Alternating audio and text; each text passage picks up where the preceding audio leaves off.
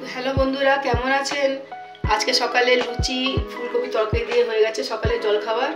এখন মুগ ডাল ভাজা করে মুগ ডাল বসাচ্ছি। এরপর অন্য শাক সবজি সব কাটবো আর বসাবো। তো চলুন ডালটা ততক্ষণ ফুটুক, ঢাকা দিয়ে রাখি ডালটা তো সেদ্ধ হোক। তারপরে চলুন শাক কাটি, শাকটা বসাবো, তারপর তরকারিটা বসাবো।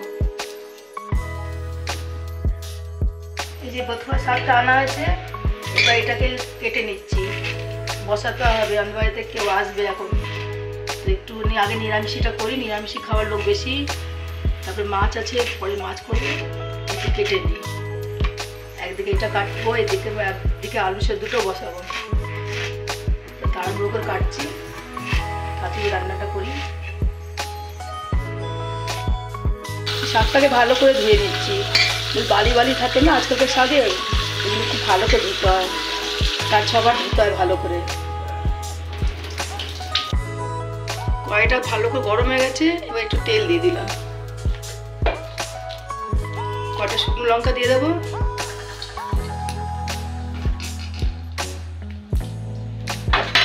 ভালো করে ভেজে নেব। 2-3টে রেখে দেবো, পরে শাক যখন নামাবো তখন দেবো, গুঁড়ি করে উপর থেকে দিয়ে দেবো, খুব ভালো লাগবে।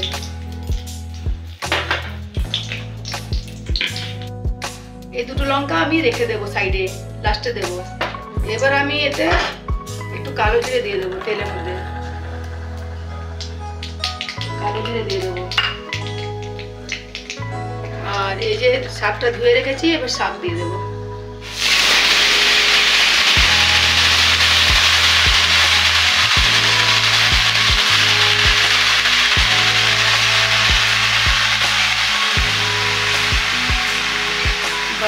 নুনটা দিয়ে একটু চিনি দিয়ে দেবো, একটু মিষ্টি দেবো, হালকা নুন দিয়ে দেবো, খেতে ভালো লাগবে। একটু চাপা ঢাকা দিয়ে দেবো, নুনটা দিয়ে দেবো।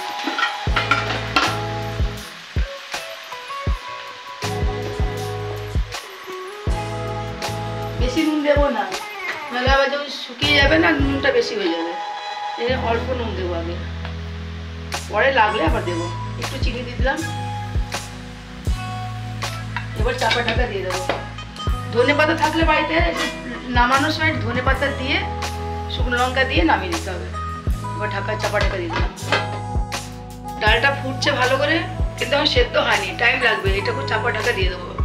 মুগ ডাল তো টাইম লাগে একটু সেদ্ধ হতে। এই দুটো হোক। কপিগুলো কেটে নিচ্ছি, একটা নিরামিষ তরকারি করতে হবে তো ওই কপি আলু দিয়ে একটা শুকনো শুকনো ভাবছি তরকারিটা করবো, একটু মশলা টশলা দিয়ে ভালো করে একটু শুকনো করে করবো। ডালটা ছাতলে দিলাম, একটুখানি ঘি, সাদা জিরে আর কাঁচা লঙ্কা দিয়েছি, আর তেজপাতা দিয়েছি একটু, বাস এটা দিয়ে ডালটা ছাতলে দিলাম। সুন্দর একটা গন্ধ হয় ঘিয়ের, খুব বেশি না, খুব কম ঘি দিই। আর এদিকে কপিটা বসিয়ে দিচ্ছি সেদ্ধ হতে, কপিটা সেদ্ধ হবে। তারপরে আলু কেটে রেখেছি, এখানে টমেটো পিষে রেখেছি মিক্সিতে, সব তৈরি করে রেখেছি, ঝটাপট হয়ে যাবে।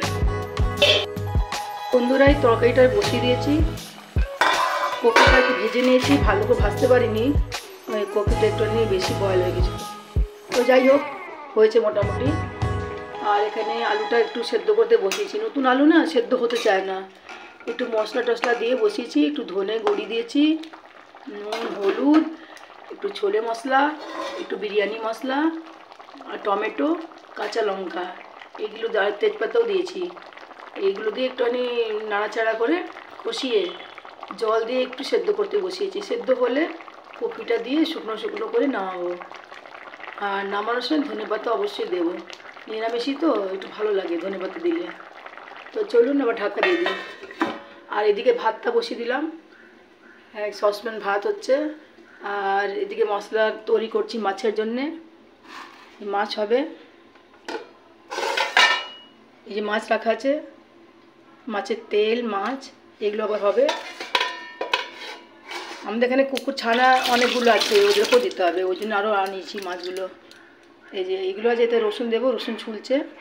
তো এখন এটাও তৈরি হয়ে যাবে, মাছটা বাস হয়ে যাবে, রান্না আজকের মতো রান্নাটা হয়ে যাবে। চলুন আবার আসছি। আবার এই যে কপির তরকারিটা হয়ে গেছে, ধনে পাতাটা ছড়িয়ে দিয়েছি, এবারে নামাবো। একটু শুকনো শুকনো থাকবে। ভাতটা হয়ে আসছে। আর এদিকে রসুন দিয়ে আমি মাছের মশলাটা বেটে রেখেছি, এরপরে মাছটা করবো। ততক্ষণ আমি এটাকে একটু ঢেলে দিই বাটিতে। ঠিক আছে, মাছটা ভাজা করতে নিলাম। সব মাছ নিয়ে নিই, অল্প মাছ কেটেছিলাম, আবার কালকে হবে এটা।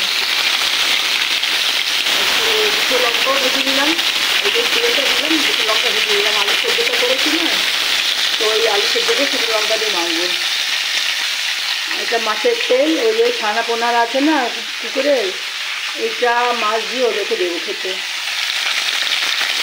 রুটির মধ্যে একটু সর লাগিয়ে দিই, দুটো ভিজিয়ে দিই। এত শয়তান হয়েছে, কিছুতেই খাবে না, মাছ চাইবে, মাছ দিয়ে খাবে। তাই আজকে মাছ আনিয়েছি, বাড়ির লোকেরাও খাবে, আমি খাই না, তো বাড়ির সবাই খাবে, ওরাও খাবে।